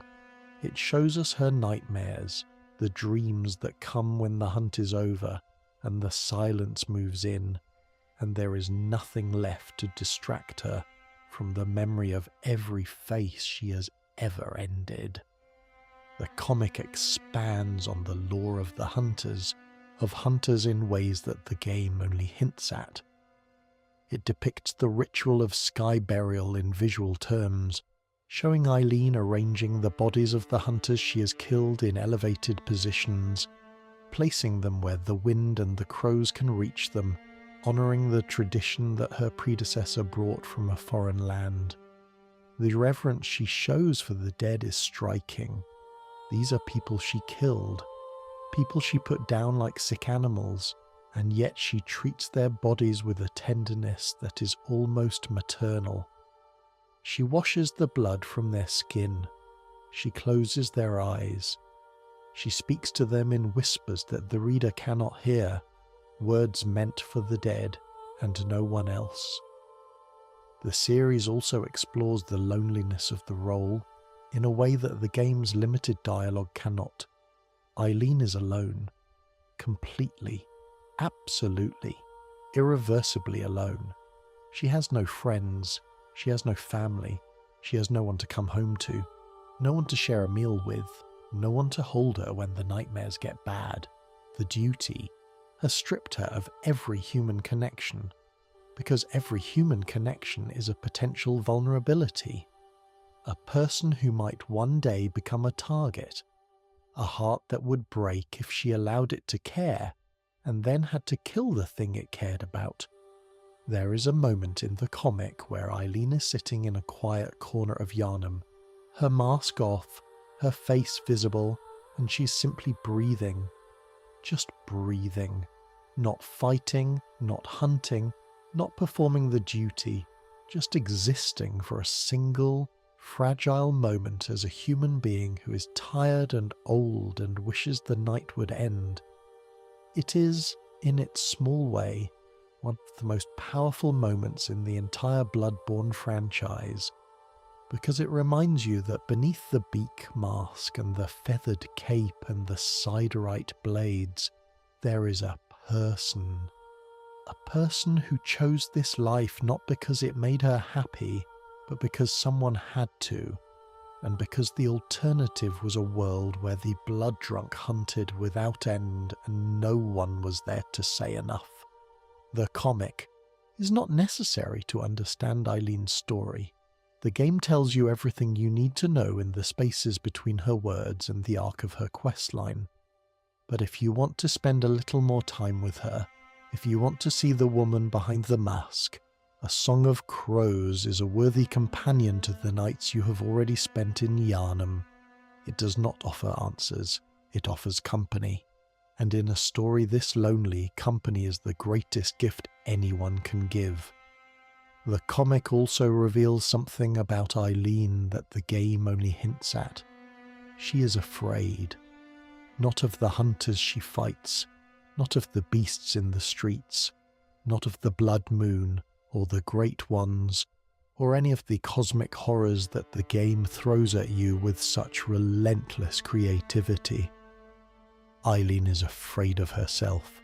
She is afraid of the day when the blood-drunkenness that she has spent her life identifying in others finally takes root in her own mind. She's afraid of becoming Henryk, of becoming Gascoigne, of becoming the Bloody Crow. She checks herself constantly, running her thoughts through the same diagnostic criteria she uses to assess her targets, looking for the telltale signs, the flatness in the eyes, the hunger that will not quiet, the distance from the world that grows a little wider every night. She's her own most vigilant watcher, and the fear of what she might find when she looks inward is the thing that keeps her honest, and the thing that keeps her awake. At the end of Eileen's questline, if you have done everything right, she gives you the Hunter rune and the Crow Hunter badge. The rune marks you as a member of the Hunters of Hunters Covenant. The badge unlocks the Crow Feather set and the Blade of Mercy, and together, these items represent something that no other Covenant in Bloodborne offers. A choice about what kind of hunter you want to be. Bloodborne has 3 Covenant runes, and each one represents a different philosophy. The Radiance rune belongs to the Executioners, the militant arm of the healing church that destroyed Castle Cainhurst and massacred the Vile Bloods. It is a rune of faith, of absolute conviction, of the belief that corruption must be purged by any means necessary. The corruption rune belongs to the Vile Bloods of Cainhurst, the blood-drinking aristocrats who saw the old blood as a tool for personal power and who harvested dregs from the dead to feed their immortal queen.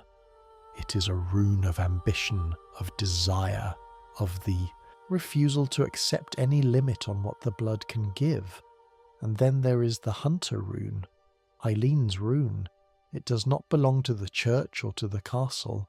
It belongs to the margins, to the people who exist between the factions, outside the ideologies, beyond the grand narratives of salvation and corruption that the other covenants are built on.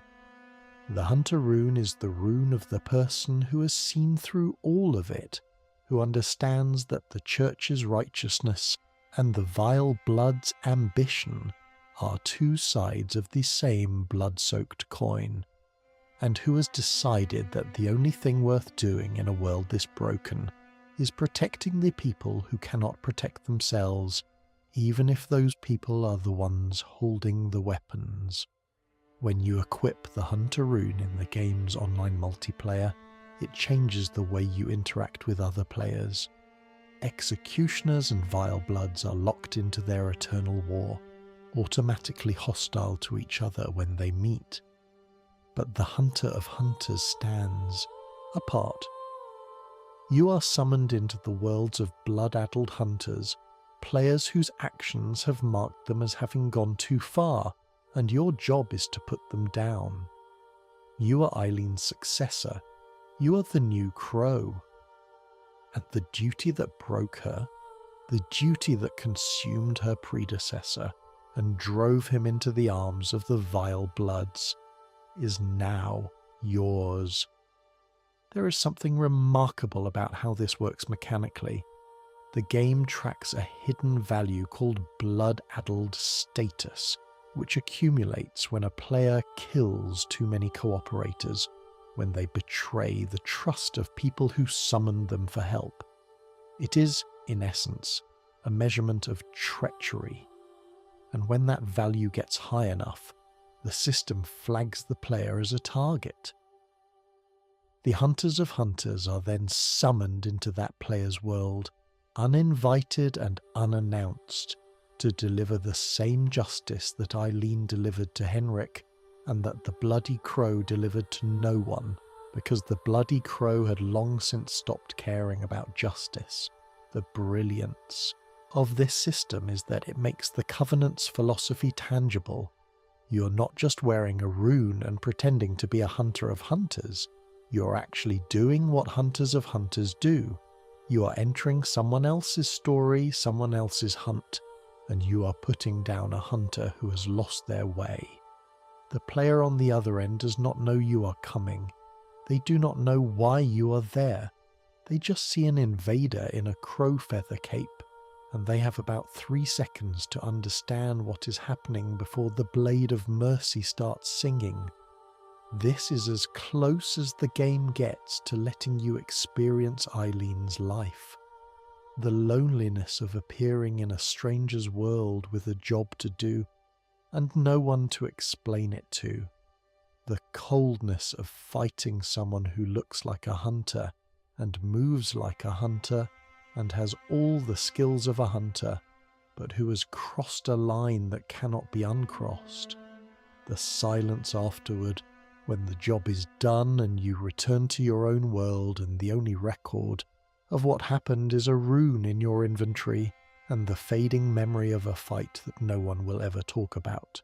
This is the inheritance, not power, not glory, not the satisfaction of serving a righteous cause or the thrill of chasing forbidden knowledge.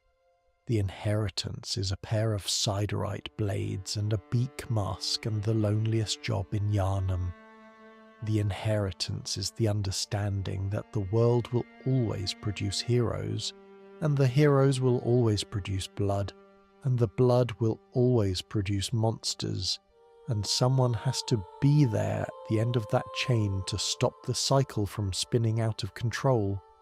Not to end it. It cannot be ended. Just to manage it. Just to keep the damage contained. Just to offer mercy to the ones who are beyond saving and hope to the ones who are not. The game does not celebrate this inheritance. There is no fanfare, no congratulatory cutscene, no dramatic moment where the other characters acknowledge what you have become. Eileen simply gives you the badge and the rune and disappears, and the next time you look in your inventory, you have a feathered cape and a pair of swords forged from metal that fell from the sky, and the quiet, heavy knowledge that the night is not over and the work is just beginning. This is what it means to be a hunter of hunters. Not the killing, not the skill, not the righteous fury or the mournful grace. It means accepting that the work will never be finished. It means accepting that you will spend your life in the shadows, doing a job that no one will thank you for, protecting a world that does not know you exist. It means accepting that the people you kill were once your comrades, and that the blood in their veins is the same blood in yours, and that the only thing separating you from them is a choice you have to make every single night. The choice to stay human. The choice to keep caring. The choice to swing the blade with mercy instead of rage. The choice that Eileen made every night for years and years and years, until the night she sat down on the steps of the Grand Cathedral and decided it was someone else's turn, your turn. So what is the saddest story in Bloodborne?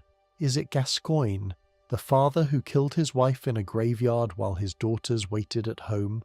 Is it Henryk, the old hunter who survived one too many nights and snapped in the place where his partner died? Is it Djura, the man who burned a district and then spent the rest of his life standing guard over the ashes, trying to protect the things that the fire had made? Is it the Bloody Crow, the original guardian who abandoned his duty for a queen's blood and became the most dangerous thing in a city full of dangerous things? Or is it Eileen? I think it is Eileen. Not because her suffering is the most dramatic. It is not. She does not transform into a beast. She does not burn a city. She does not kill her wife. Her pain is quieter than that, and quiet pain in a game this loud is the easiest kind to miss. Eileen's sadness is the sadness of the person who does the necessary work, the work that keeps the world turning but that the world refuses to see. She is the nurse who works the night shift, the social worker who knocks on the door, the teacher who stays late, the soldier who comes home and cannot explain where they have been. She is every person who has ever done something hard and thankless and essential and been told in 1,000 small ways that what they do does not matter. But it does matter. Every blood-drunk hunter Eileen put down was a life that did not end in the streets, tearing through civilians with a saw cleaver. Every mercy she delivered was a horror that did not happen. Every comrade she buried under the sky was a person who went out with dignity instead of madness. She did not save the world. She did not defeat the Great Ones or cure the Blood Plague or restore Yharnam to its former glory. She just kept the damage from being worse than it had to be. Night after night, kill after kill, until her body gave out and her blades found a new pair of hands. The hunters of hunters are bloodborns, answer to a question the game never stops asking. What happens after the hero falls? The healing church makes more heroes and feeds them more blood and sends them out to fall again. The scholars study the falling and write papers about it.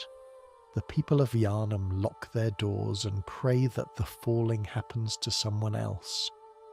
But the hunters of hunters are the ones who walk into the wreckage after the fall and clean it up.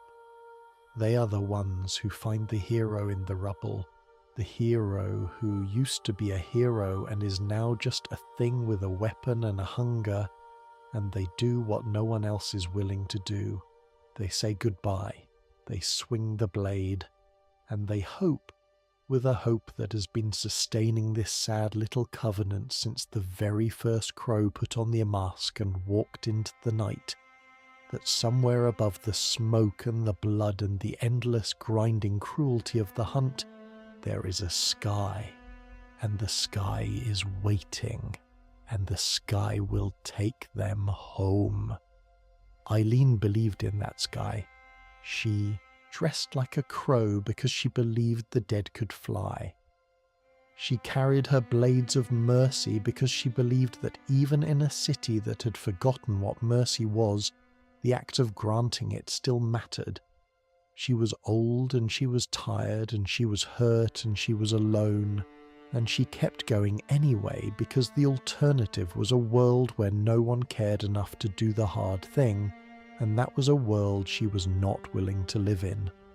Most players missed her.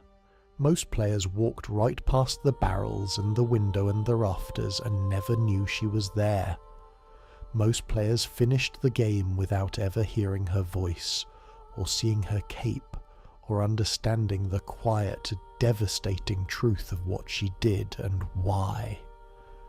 That is the final tragedy, and it is also the final beauty. Eileen's story is hidden because hidden stories are the truest ones. The things that matter most in life are rarely the things that announce themselves.